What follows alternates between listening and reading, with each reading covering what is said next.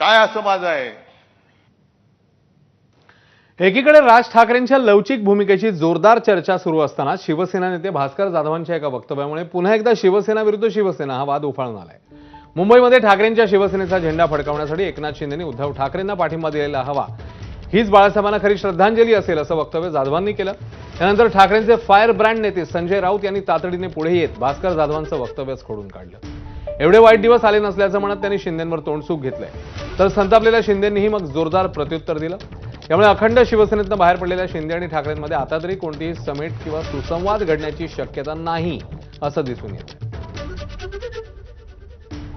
बाळासाहेबांच्या जन्मशताब्दीच्या वर्षाच्या दिवशी तुम्ही तुमचा मान सन्मान गर्व अधिकार अहंकार मान अपमान हा बाजूला सारून पाठिंबा बाळासाहेबांच्या जन्मशताब्दी वर्षी बाळासाहेबांच्या शिवसेनेचा झेंडा फडकवण्याकरता तुम्ही कमीपणा घेतला पाहिजे आणि असं माझं जाहीर आव्हान मला विनंती आहे। मी पुन्हा सांगतोय की उद्धव बाळासाहेब ठाकरेंचा महापौर करण्याकरता एकनाथ शिंदेनी पाठिंबा दिला पाहिजे।